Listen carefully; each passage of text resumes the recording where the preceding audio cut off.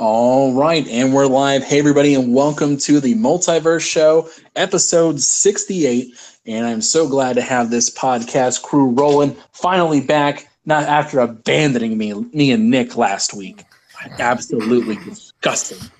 I can't believe you guys. I would have fired you right then and then. But no, I gave you a week's notice. Yeah, I gave you like 3 weeks notice, bro. No, it doesn't matter. All right, guys. And we are live, and like I mentioned before, this is episode 68 of the Multiverse Show. Anyway, guys, this is your host, Anchorman V2. We are going to be rocking it out tonight. A little low on topics, and Fame probably isn't going to show up tonight. He's got that Cowboys game, so he's a little busy. But anyway, guys, we got the Multiverse crew back and on deck, and just in time for intros for the greatest lineup in the Multiverse. First off, tonight, we have the Chief of Achievements himself, the one true King of the North, Undead 3XVI. What's going on, guys? Glad to be back on the podcast again. And I can't even call myself the King of Achievements anymore. I think I've gotten like 800 gamer score this month. I'm ashamed of myself. We didn't say King, we said Chief of Achievements. We're trying to work on that. You got to bump it up. Gotta earn that title, man. Earn that title. Or unlock that title. Yeah, see, I'm long shot off King because I'm pretty sure that belongs to Randall Thor, and I'm way off of where he's at. Yeah. Anyway, moving right along. Now, we have the man of the myth, the Brit of wit, the Caesar of cinema, our own James Wilson. Hello, everyone. It's a pleasure to be back when the internet is finally working in my new flat, and I could be back on the Multiverse Show at a lovely 1 a.m. I'm very tired, and I have cereal here to keep me going. Let's do this. All right, and ladies and gentlemen, the Phenom of Philly, your Italian companion, the infamous Mike P.A. The Truth. Yes, thank you for joining us for another wonderful episode of the Multiverse Show. Got another great show planned for you guys tonight, so thank you for joining us, and let's get it started, man. All right. We got a couple topics we want to talk about tonight. A couple things, a couple housekeeping things as well. So let's start off with the first little bit.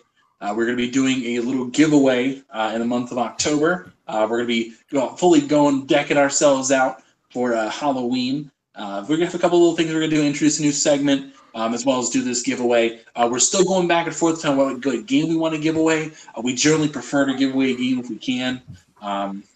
Looking at a couple different things, maybe Alien Isolation, was Dead by Daylight, maybe Outlast 2, something like that. Something along those lines, maybe even Resident Evil 7. We'll see what we got. I'll throw up a poll after the episode on the Multiverse channel. We'll figure it out. I can channel the Multiverse Twitter account. So go follow us on Twitter if you have it at Multiverse Show. So we're going to be doing that, and we're going to be working off from there.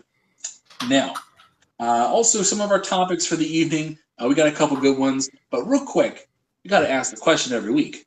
What have you guys been playing? What you guys been up to? Let's start with Mike this week. Well, what you been up to, man? What you been playing? So, a lot of Destiny 2. A couple days ago, I just finished the campaign in Destiny 2, having a lot of fun with that game. I've also been playing NBA 2K18. I've been having a lot of fun with that. That game is great. I don't really play a lot of basketball games. Like the last real NBA game I played was 2K14. But I've really been enjoying this. I've been playing the career mode, loving that. Also, I did get Project Cars. I don't like it. I will be requesting a refund for that and deleting it off of my hard drive. But other than that, I've actually been playing this. It's not really a game per se. It's called Universe Sandbox. It's on Steam. And it's basically like this sandbox physics simulator that takes place in the Milky Way galaxy. Like you could do some crazy stuff in it. The draw in it is the simulations. So you could place like two Earths in really close proximity to one another. And based on their gravity, what would happen? What if you could simulate like, okay, well, what if the Earth collided with Jupiter? What would happen? It's good for some mindless fun. So I've been enjoying that too.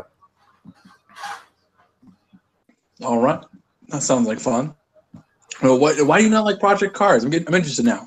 All right. So The first Project Cars, it wasn't a bad racing game. Really, the only thing with Project Cars, the first one, was that it was lacking with the car roster, which they did make up for it this game. The first Project Cars had something like 70 cars. This had 180, so this has 180. So that's good. There's just something off with Project Cars 2. It doesn't control, I don't feel, as fluidly as the first game did. The cars in this game, maybe I got to tweak the settings or the sensitivity or something, but the cars in this game are just reluctant to turn. Like, even if you're going through a corner at like 40 miles an hour slow, the car just does not want to turn. And it doesn't matter what car I use. So maybe I have to play around with the settings or the sensitivity a little bit. There's also some weird physics bugs in the game too. Like, the physics are really cartoony. Like, if you hit a wall going at full speed, the car won't rebound off the wall or spin or anything like that. It'll just come to a dead stop right there. And also, when you collide with other cars, they go flying around almost like it's an arcade game. So there's things that are weird about the game. After playing the Forza 7 demo, it's clear that Forza, at least at this point right now, is going to be the far better racing game. If you liked the first Project Cars, you might like this one. However, I would wait for them to patch it first to see if they could patch some of the weird stuff out of it before I buy it. All right, yeah, no, pretty valid complaints, honestly. I don't know. You know me, I'm not that big into the racers, but I kind of defer to you when it comes to that kind of stuff. So, but real quick, James, what you been playing lately? What you been up to, man? This is not a real quick. You might want to come back to me for this. All right. Okay. Okay. You know what? Screw it. I kind of want to know now. Okay. Well, I have been for the past 4 days. I've been at EGX, which is the European Gaming Expo. And so I've been playing so many. This is the only week that I will ever have played more games than all of you combined. I've quickly made a rough list of the games I played, and this isn't even close to the amount I actually played. I played Detroit Become Human, Ni no Kuni 2, Shadow of War, South Park Fractured But Whole, Far Cry 5, FIFA 18, PES 18, Call of Duty World War 2, Star Wars Battlefront 2, Super Mario Odyssey, Project Cars 2, Assassin's Creed Origins, Skyrim VR, Skyrim on Switch, and a bunch of other games. I've had an incredibly busy and fun weekend. Without a doubt, game of the show is Detroit Become Human. Based on the demo, it's one of the tightest demos that I've ever played of a video game. It's the hostage scene that was the E3 trailer, I think last year or the year before. The guys when the android went into the apartment and was looking around and searching for clues and talking to the guy on the ledge. It's that demo and it's playthrough. I played that demo 3 or 4 times, and I got a different outcome every time. Now, Detroit Become Human. I haven't been keeping up with that game. It's like a Heavy Rain type of game, right? It's made by the same developer, so yeah. Okay. David Kaj of Quantic Dreams. I actually spoke to one of the developers of the game who was there, which is awesome, and she was very French and very nice. Yeah, I'm a very, very big fan. But the best thing I played that doesn't have a big queue or big money behind it was I hesitate to even call it a game. It was Theater VR, and that was it was a little demo. So it was the final scene of Hamlet, the Shakespeare play Hamlet, and you pick which character you want to be. They're depending on difficulty based on the amount of dialogue and what they do in the scene. And so it's the Vive, so it maps your movement and all of that. And with the triggers on the Vive controllers, your dialogue prompt comes up and you've got to say the dialogue in the right time, and the little movement sticks on the front, you've got to click those so you move at the right time. And it's just, it shouldn't work as a concept, but it does. And I feel bad explaining it, because every time I explain it in person, it sort of loses its shine. And the best way to experience it is to just experience it. So if you ever come across Theater VR, please, for the love of God, try it, because it will confirm every theory that VR is not built for gaming, at least not yet. VR should be education, then marketing, then medicine, then promotion or architecture and stuff like that, and then video games. But yes, I'm a very, very big fan of Theatre VR, and I've had a great week playing all the video games. That's awesome, man. I'm glad you got to go to EGX as press for the first time. How was that? It was fantastic. I cannot tell you how much I enjoyed walking past thousands and thousands of people in a big old queue, and just going past all of them. I feel bad, but I don't. Have you guys done this before? I have. Yeah, it's great. We're incredibly lucky to be in this position, but also we worked to get here. So we earned our press passes, but not queuing for things, not waiting 3 hours to play a 15-minute demo of Middle-earth: Shadow of War. Yeah, I mean, I'd be incredibly peeved if I waited hours and played for 15 minutes. Yeah, man. But what you gonna do? And Super Mario Odyssey, on a quick word, because there's Switch Gang members here. You'd probably be interested in hearing what Odyssey's like. Yes. Yes, let us know. It is as tight as every other Mario game. I've got not a bad word to say about it, and it's fun. It feels like someone took like the fun aspects of Sunshine with the gameplay of Galaxy,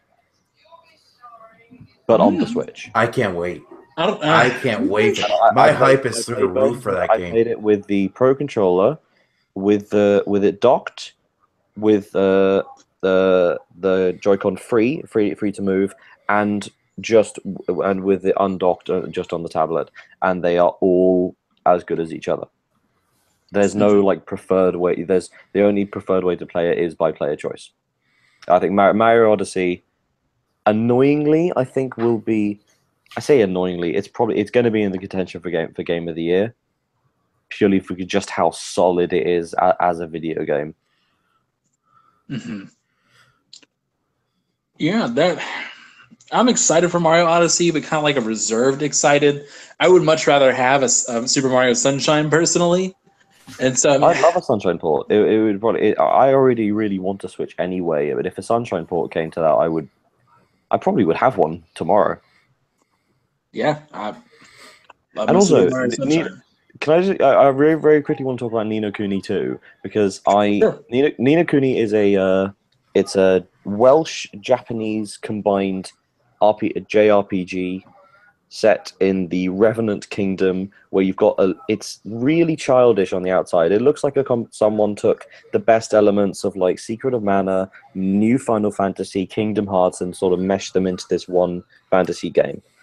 So it's got a lot of great pedigree behind it. And it's so cute, and everything has such a really cute name. You have little companions that are wandering about to help you fight in battles, and they're called Higgledy Piggledies, which is just so cute.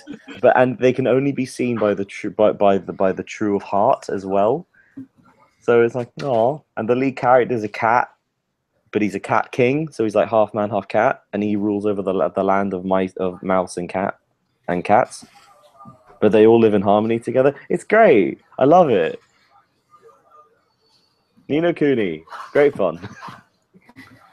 All right, Nick, what you been playing, man?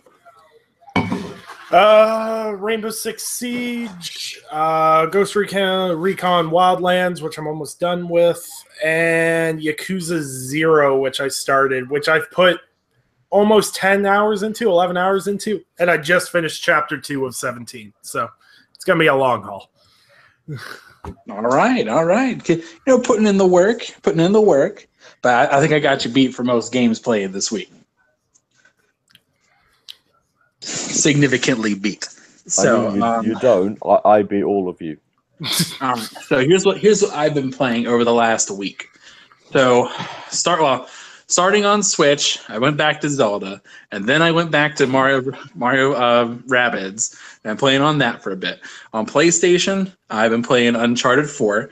I'm about halfway through my estimates on Uncharted 4. Have my thoughts on that. I might get into that later. Not totally feeling like going into that right now, at least. Also, Destiny 2 on the Xbox. Been playing a bunch of that. Have been also playing. Ooh. Oh, come on, it's not that bad. It's actually great. Yeah, playing Destiny 2. Turing Test. I've been playing a bit of that. A little more Fallout New Vegas DLC. What, the Square Enix game? Which one? Turing Test. The What'd you Square say? Enix, the Square Enix indie game, Turing Test. Yeah. Okay, just making sure. So I've been playing that for a little bit. Little Minecraft. Yeah. Anything else? I can't. Yeah. I think that rounds it out. So I've been all over the board lately. I've played a bunch of different games. So yeah. but yeah, I think you beat me just barely. Barely. The list I read out was 1 day. I didn't even go. But did you play any of these games more than 15 minutes though? Yeah, because I What? was there for 4 days and I went back and played them again. Jeez. Anyway, And I went. You know what? I want to give a quick shout out to the team Hyper Sentinel, which is made by Huey Games, and that's a proper old fashioned shmup that's going to be coming up. It's all like riding sort of a space shooter. We got to take out a base and all that. You know what I mean? And the game Hyper Sentinel again, that's coming out for PS4, Xbox One, and Switch. The Switch version is really cool. And as I want to give them a shout out because they fed me for basically the entire thing. They just every time I walk past them, they gave me another bag of sweets. So Huey Games, you are good guys. See, bribing the press does get you exposure. Oh man, but yeah, it's just been, man, it's been a fairly quiet week, all things considered. I mean, besides the PUBG talk, that's kind of it. There really has not been that much going on. So like our topics tonight are just kind of based around that. So first things up, this week, the much awaited, and I mean much awaited, Xbox semi-exclusive or kinda not really exclusive game, Cuphead. It will finally be gracing consoles on this Friday. Thank you. So I think out of the group here, I think only 2 of us have actually played Cuphead. I think it's James, you and me, right? Yeah, I've only played it. I played it at EGX. I played about 30 to 40 minutes. I've played 15 minutes of it. Oh, you played it too? Yep. So Mike, you're the only one who hasn't played. Man, I haven't played it at all yet. Jeez, and I don't even own an Xbox. Damn. Oh boy. But yeah, I'll talk about Cuphead in a minute. But real quick, out of the group here, I'll start with you, Nick, because you're the least recent to have played it. So, what were your thoughts on Cuphead, just roughly? I played it like a month or 2 ago. It was at the Toronto Fan Expo. Oh well, I guess I should talk about it then because I've been a little late. So I started playing Cuphead about a year ago, and I played it when they started introducing the actual levels to the game. This was about 6 months after they announced that they were going to delay it, and they were going to actually add actual levels to it. It wasn't just a collection of boss battles.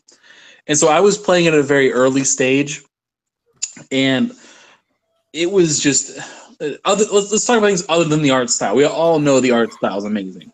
We all know that. There's no point in talking about it anymore because it's just amazing. If you guys are watching on YouTube, you can see right now I'm in on the art style. my profile picture here. So, but it's just the gameplay. It's kind of like Contra, but it's a little more platformer-y than Contra. It's hard to explain in that regard. There's a better game for it. I think that I've seen comparisons like Metal Slug.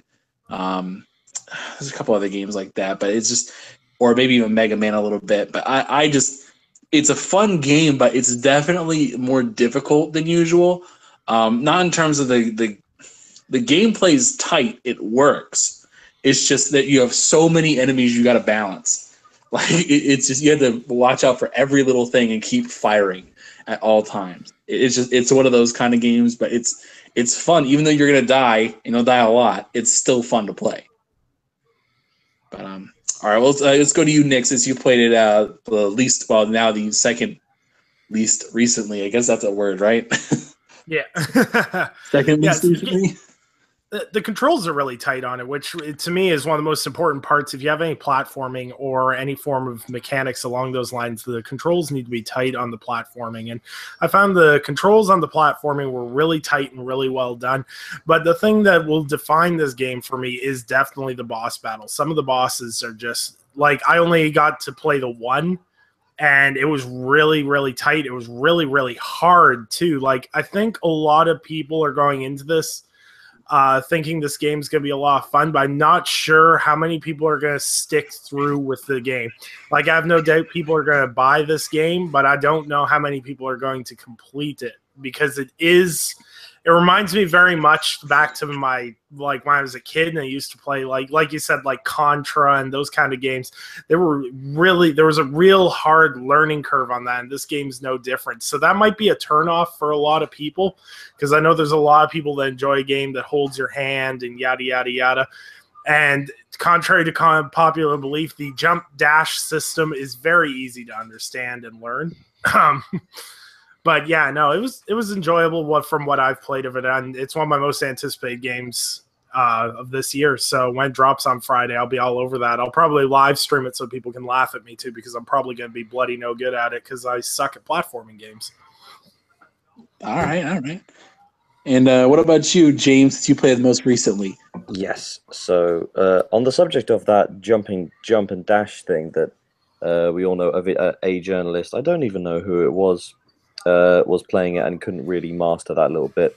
And because I had my press pass when I was walking past the Cuphead stand at EGX, someone who was working in Santa who I knew just sort of rushed me over and walked me past this entire queue, and then sat me down and asked me to play it. And so I could feel all of these eyes watching me, and I messed up that jump and dash about 3 times.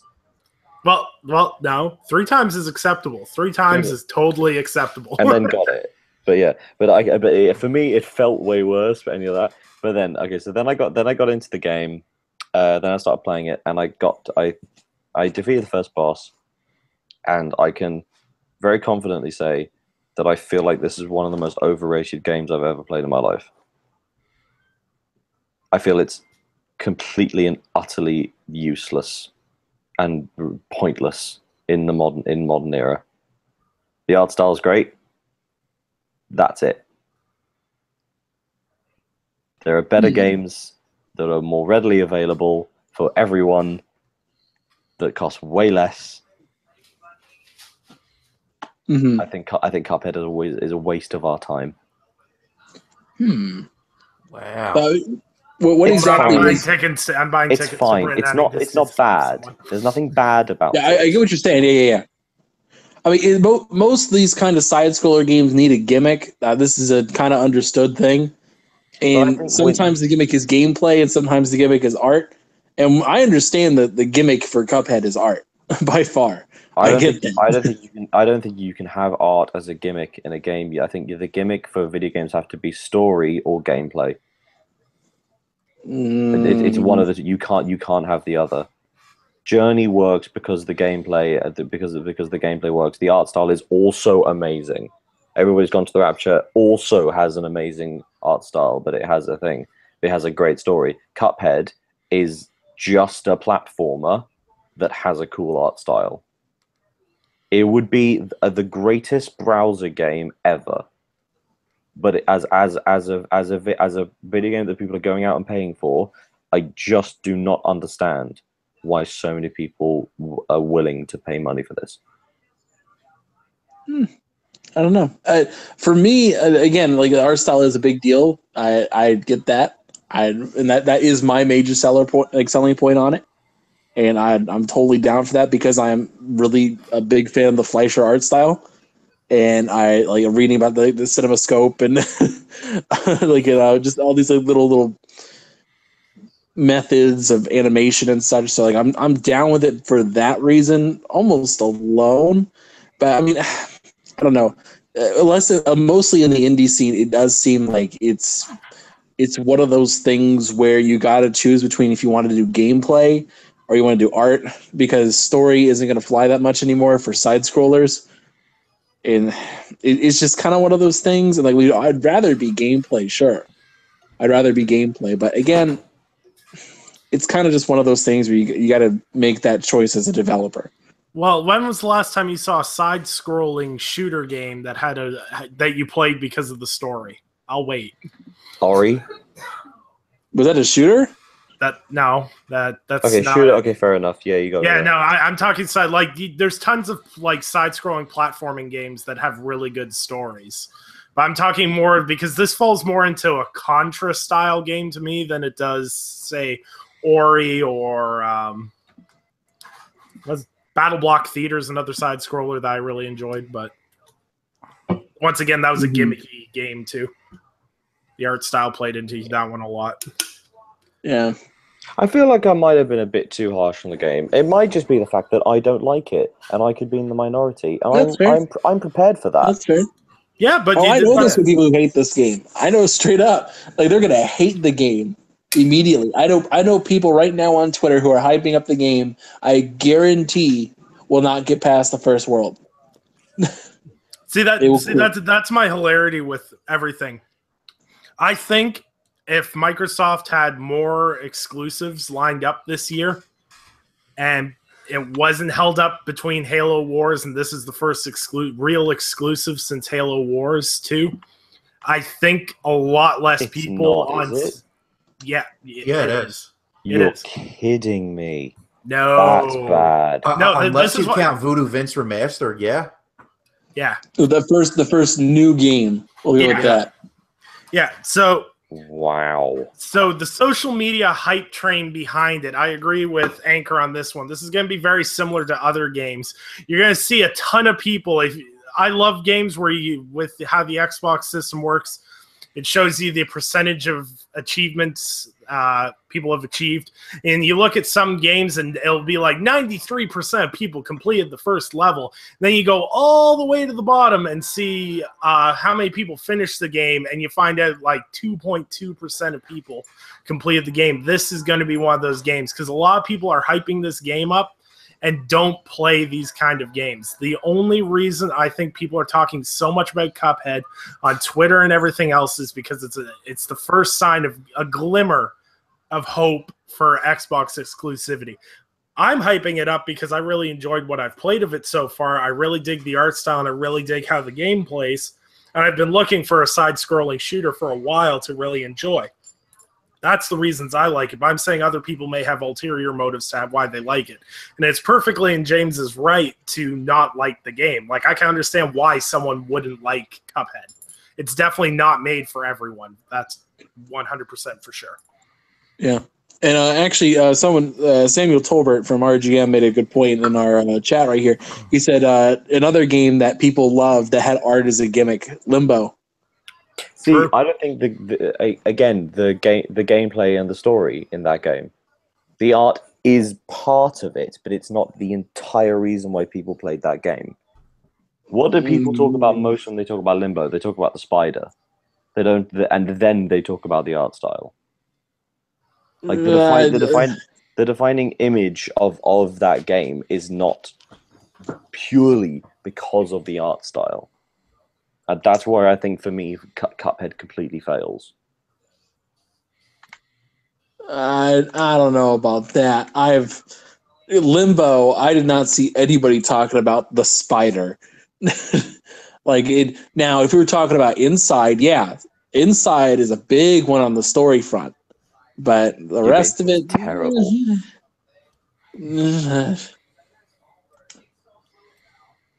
I don't know about that. Yeah, it's one of those things. Maybe I just don't like left to right modern platformers, because it seems to be that there's none of them that I like. I really don't like Limbo. I hated Inside. It made me angry. It's the only game where I've tried to get my money back from the PlayStation Store. I was so annoyed by that game. I'm a little surprised by that. Inside? Yeah. What did you not like about Inside now? I'm curious now. There was something, I couldn't put my finger on it. The only part I really liked was the the moment when the dogs are chasing you and when you're swimming and the girl's about to get you. Those are the only bits I like. Everything else just made me annoyed, and I haven't gone back to play it because I was just so angry when I played it the first time at what this game made me feel. I wasn't bad at it. I completed it in 1.5 sittings, so it wasn't that it was too difficult. I don't know. I didn't get on with that game. It felt really pretentious for me. I didn't like either of those games. I own both. I didn't like either of them because they felt too clunky to me. I didn't like them. They didn't. No, I didn't like Limbo. I didn't like Limbo, but I liked Inside. The big issue I had with Limbo was the gameplay was just. I was really frustrated with that, and like the mantling was really basically non-existent. It just determined, like, yeah, I guess she got it this time. So it really annoyed me. I got really pissed off with that one. But yeah, it's one of those things. I get what you're saying. I figure it's more just it's not your kind of game. I reckon that's probably it. I have a question about Cuphead, actually. Did any of you guys get a chance to play the co-op? And if so, how was that? No. They weren't. It wasn't offered at the event I was at personally. I could have done it, but I didn't because I hate people. Yeah, I'm with James on that one. Mm-hmm. No, I just didn't do it. That wasn't that was a joke. I think people are fine. I just didn't do it. I imagine. I sort of played Detroit co-op because I kept telling people what to do. See, and here's the reason why I ask is because my wife likes these types of games too. So we're probably going to co-op it together. My only problem was that when we co-op games like New Super Mario games, when we co-op those, it had like these weird physics where you would like bounce off of each other, and if somebody hit you, the screen would pause. I was just wondering if anything like that was in there, or if it was a little bit more fluid. I saw people next to me playing together, and I didn't see anything like that. Any gameplay I've seen of the co-op mode, I'm pretty sure you can search it up on YouTube. I'm pretty sure some press has uploaded some co-op mode by now. But I vaguely remember seeing some co-op mode, and I believe it's basically you and your co-op partner can like pass through each other. You're in the same world, but you're like non-existent to each other. Like you don't bounce off each other, you don't hit each other with your own shots or anything along those lines. I don't think so, anyway. Yeah. All right. I think it would be amusing, just as like a joke, if in the tutorial section, when you make it over that gap, if they put like a 5-point achievement in there, like you did it or something. Yeah. Make it in under a minute and a half. Make the first jump. You did it. Now there's actually rumors right now because they released the achievement list for it. There's actually rumors that there might actually be a decent story behind it because there's rumors there's multiple endings for the game. For those interested. So does it for Cuphead? Yes. Really?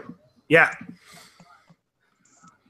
I was talking to Maka on Twitter there, and they were talking. There was a whole thread on the achievement list, and made it sound like there might be multiple endings to the game. Which is, if there is, that's pretty mind blowing because I didn't think the game was going to go that in depth with it. But I don't even know how you would get multiple endings. Maybe not dying as much, or I don't know how that would work. But if there is multiple endings, that's actually kind of cool.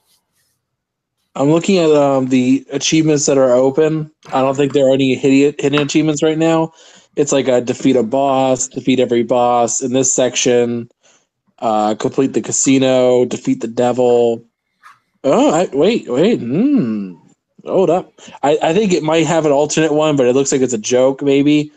Like, there's one for, like, defeat the devil, like that's 70. Then there's selling out, which is give in to the devil for, like, 10. Oh, so it might be if you just reach the final boss and give up, you get the 10 gamer score achievement. Yeah. Or, like how you beat, like, Far Cry 4, where it's like you can literally end the game by sitting there. Right. Yeah, I remember that. Yeah. Maybe. I don't know. I've got issues with getting trophies and achievements for inactivity. Well, I mean, I don't know about that. I mean, I guess yes, but I mean, it depends if it fits like in a narrative sense. Like the Far Cry one I get, but there's like in the they want you to move and they design the game towards you moving, and for you to actively decide like, no, I'm gonna wait for Pagan Min to tell me to come back. Like he told me to wait, I'm gonna wait, even though I'm gonna hear people torturing each other. He's got Crab Rangoon. That's great. No, I was sold right there. I was like, man, I can stay for this. Yeah, yeah, but there's one of them in the in Everyone's Gone to the Rapture. There's an achievement for sitting in the pub and just waiting for like 30 minutes. I had to Google that trophy. I was missing that one, and I think it was hidden, and I could not figure out what it was, and then I felt like an idiot afterwards. Yeah, I was like, like what was the one for what was it? The trophies for Undertale are fun. I like them. Yeah. What was the one for Edith Finch? Like the one where you actually had to sit there and listen to the sailors sing the whole thing? Yeah. I was like, I forgot how long the worst one goes to an Xbox 360 game called The Saboteur, which had a 5 gamer score achievement for sitting idle for 3 hours. What? Why? No. I'm sorry, no. Why? Why is that even in there?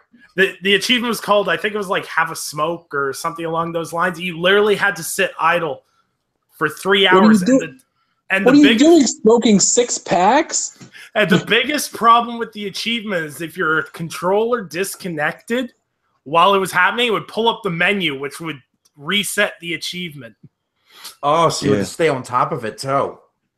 The way I got around is I used a wired controller. I just plugged it in and left. Ooh. 3 hours. You couldn't do that in modern consoles because they automatically turn themselves off. Well, you can turn off that feature for most of them, but yeah, that would be horrible. Yeah, I'm down with you on that point. Like they should not have achievements and trophies for that. Like where it's literally not doing anything. But if it's like a small little Easter egg, it'd be like, okay, cool. I'm fine with that. I swear, some developers, I swear, just make achievements and trophies. So like, this is gonna drive someone nuts. You're like what's that Mayo game? Oh God, the first platinum anyone ever gets on PlayStation. What was your first platinum? This is Mayo.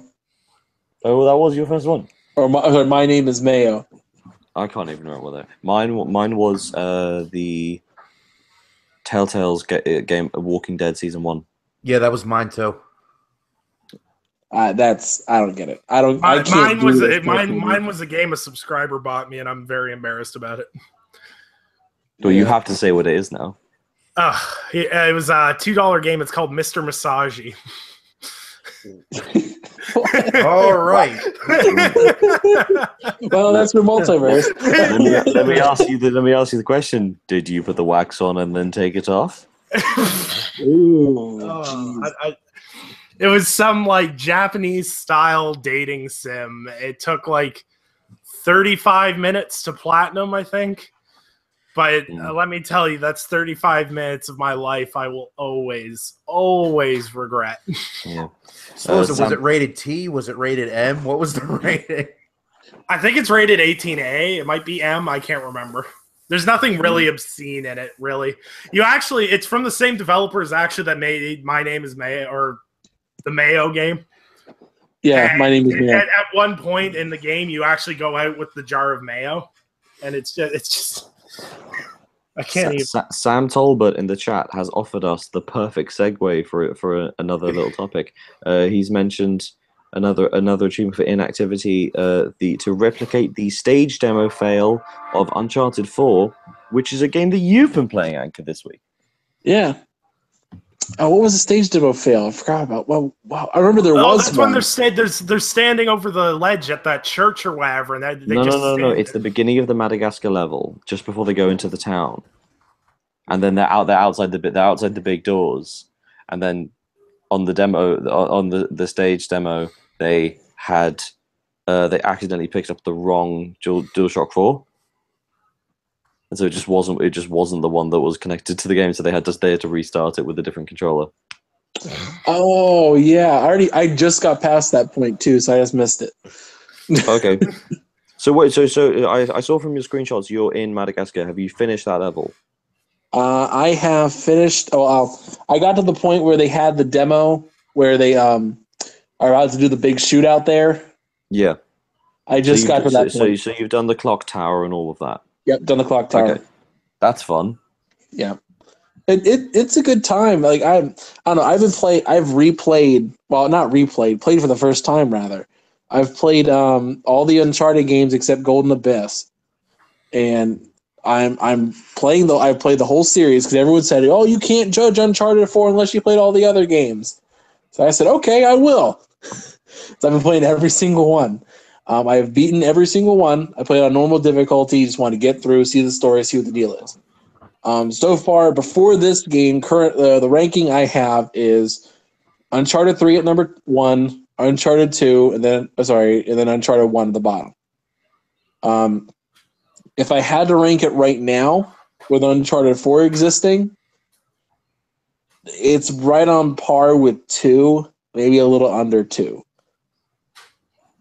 Because the Uncharted series, for what I've been playing, the coolest part about Uncharted, the Uncharted series, is that it's quick little adventures. It doesn't require a lot of thought. It has a cool little historical tie-in, and it's fun little quippy stuff. My issue is Uncharted 4, yes, is the best looking Uncharted.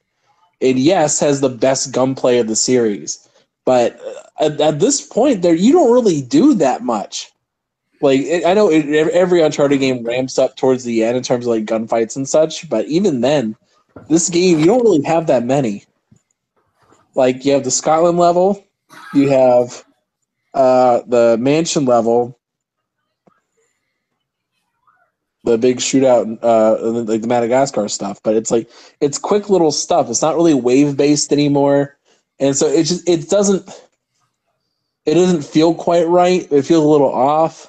And then there's the narrative stuff. It's just for me, I have two biggest issues is one, the grappling hook, which the grappling hook is a great mechanic.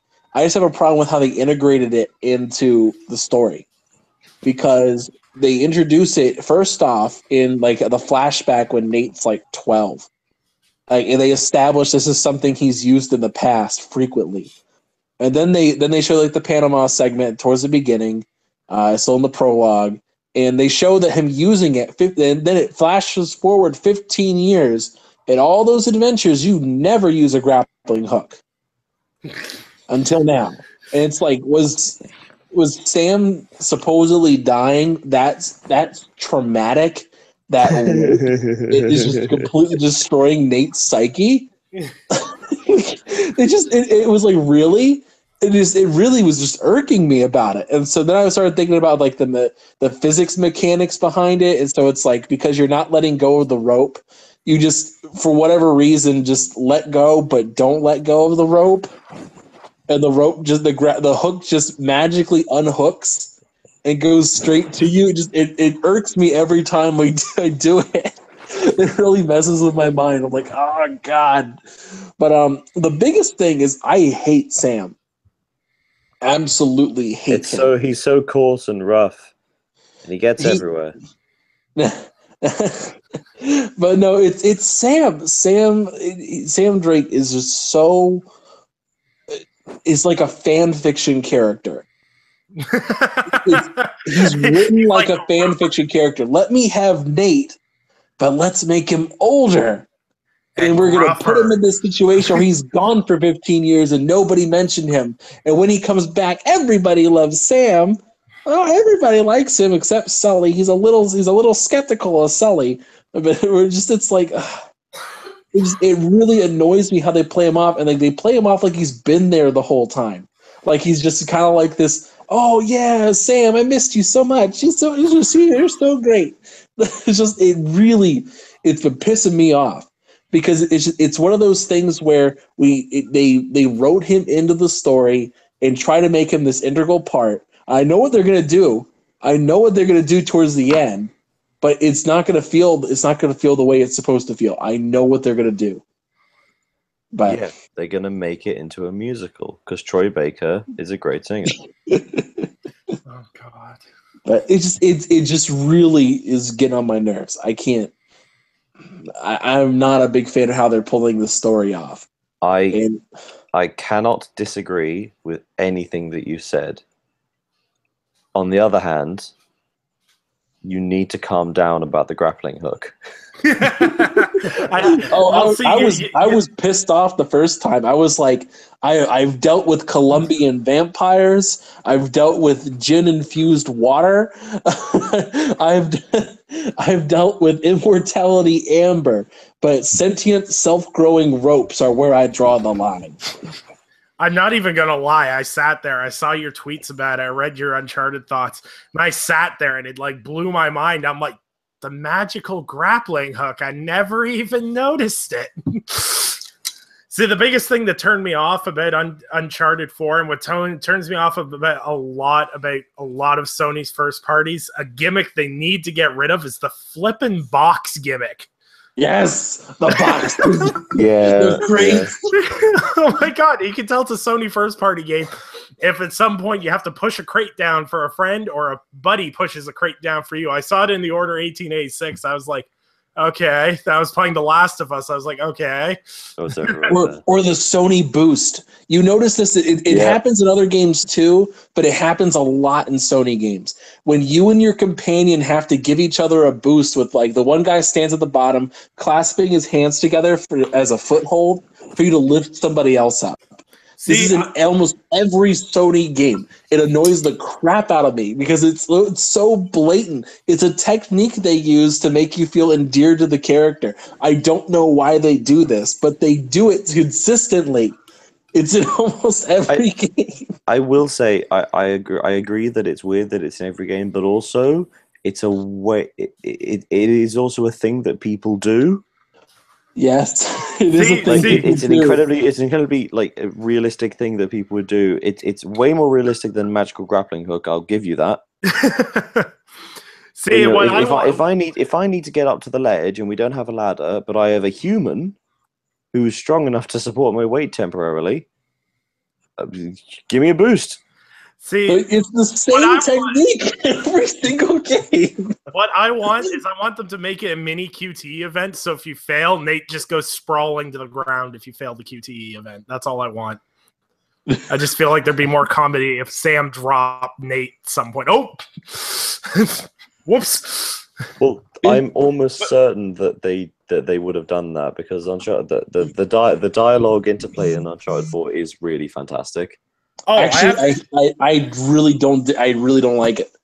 No. Now, I do not like in the cutscenes when they just suddenly decide pick your answer. It's like I don't want to pick. Just say something snarky.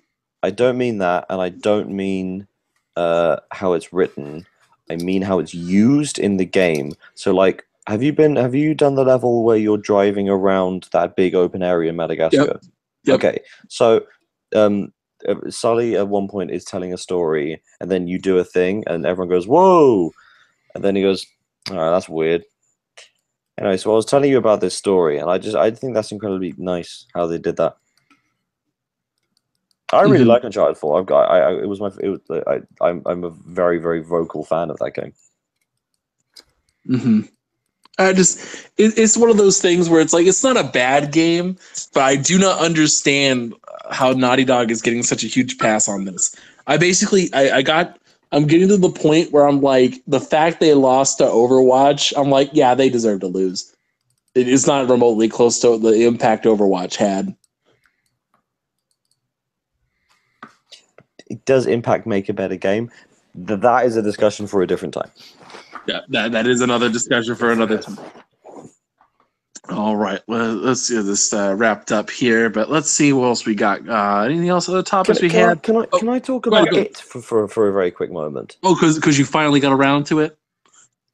Very good. Have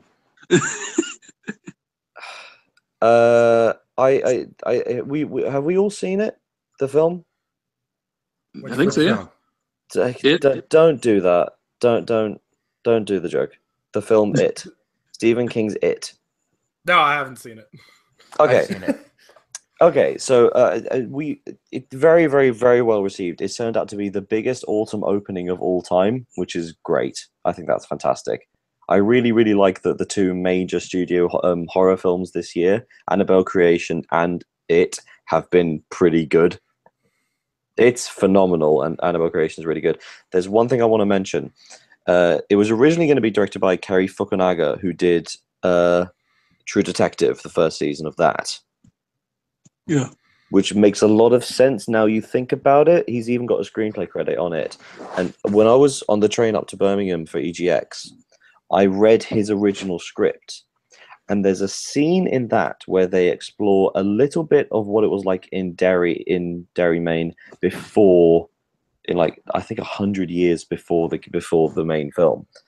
And there's this one scene, and it's my favorite scene in a horror film ever, and it was never even in a film. I'm going to quickly run through it because we've got time and no one else wants to talk. So a man has finished his work of the day as a logger, and he's a bit tired, so he goes to the local tavern to get a drink and sort of wind down for the day. And so he walks in, and then there's a piano playing in the background, and people are talking, having light conversations. And then he goes to the bar, and he briefly says hello to the person next to him, and has his drink. And as he gets up, he reaches down, grabs an axe, and then proceeds to kill the 20 odd people in the bar. But here's the thing. There's no reaction to this. Nobody screams. Nobody calls out. Nobody does anything out of the ordinary. He proceeds to kill all of these people and then kills himself. And then in the script it just says, camera pans to piano, Pennywise smiles. And Pennywise was playing the piano the whole time. Wow. Wow. Could you imagine if that was in that film? That'd be pretty deep. I mean, it's terrifying. It was terrifying reading it. That's just wow. That'd be pretty dope. I read like little bits and pieces of it. I hadn't read that particular scene, but it really. Oh, the original script, not the book. The Fukunaga script. Yeah. Yeah, where it was a lot of his focus was more on the town, but it looks like at least the current iteration that they had, it was way more focused on the children than anything else. The town was more like, these are some nice little shots of the town. Yeah, I think here's where you can go kill Nick. The way that they've done the children in this film, I think, is some of the best use of children in films in a very, very long time. There's a scene where they go to a quarry and play in the water, and that's it. They don't. There's no like underlying threat other than like the entire film itself. But it's great. It's such a nice scene where they're just having fun and being teenagers. I was going to say their dialogue and their banter back and forth was just so natural. Yeah. Well, like that film's got an 18 rating in the UK, and most of that is because of Finn Wolfhard's swearing. Yeah. That's why. It's not like levels of threat or fear or gore, because it's not that gory, apart from the very opening, and that's not even that gory. It's all the swearing. And it's really good swearing as well. It doesn't feel like there's an F-bomb that was dropped that was wasted. Yeah, I think it's one of the best horror adventure films in a very, very long time. It feels like somebody got the Goonies and just added a bit more scares to it. Yeah, and I really, really like that. And I think that's why it engages with people so well. Just as a thing, it's number one in the UK box office this week. Number two, you would have to times the box office revenue of the number two film 6 times to get $1 million off of what it has this week. And it came out like 2 weeks ago. It's outstanding, and it's a complete anomaly that it is doing so well. And I'm very happy for this. And I'm especially happy because we get to talk more about horror films for the next month. Yeah, man. I'm really excited to actually ask you guys, like, each like, so we mentioned this before, each week I want to ask you guys, what's one horror movie outside of the regular stuff, outside of the normal, oh yeah, Friday the 13th Part 4 kind of stuff. What's a irregular horror movie you've seen that you think people should watch, that you think is worthwhile? And what we'll talk about, like next week when we start this thing, we'll talk about our horror profiles. Like what do you like? What are your kind of like your no-go areas? Like what do you not touch? We'll kind of get into that next week as we kind of ramp up for Halloween a little bit. But yeah, we'll also do that giveaway next week. But just briefly, I kind of want to wrap up the show here so we get everybody on their way for the evening. But so we'll give this an opportunity. We'll do some closing outros. Let's start with you, Mike.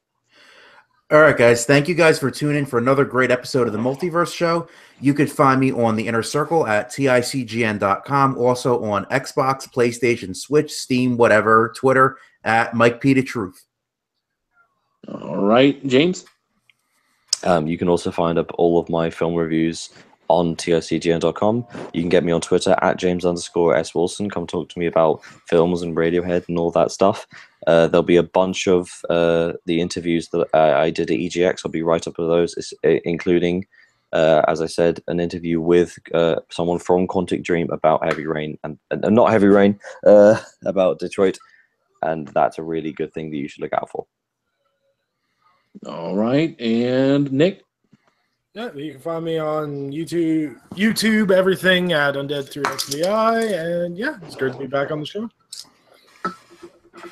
All right. So this has been the Multiverse Show, episode 68. Thank you guys for showing up as usual to the show. We'll be putting this up on iTunes and everything else as usual. Also, if you guys want to join our Discord group and look at our custom emojis and chat with the gang, we have a link in the description below for everybody involved. Thank you guys for showing up. Also, remember to check us out on Patreon. What was that? I was about to remind you about the Patreon. I was just saying, yep. And everybody go check out the Patreon. It's going to be wrapping up. We're doing a $60 gift card giveaway as well as a $20 gift card giveaway. We will be wrapping that up as well. Get in on that before the rewards change. You have until Friday, so get involved. We will be doing that as soon as possible. So thank you guys for showing up. Again, this is Multiverse episode 68. Thank you guys for tuning in to the show, and we will see you guys later. See ya.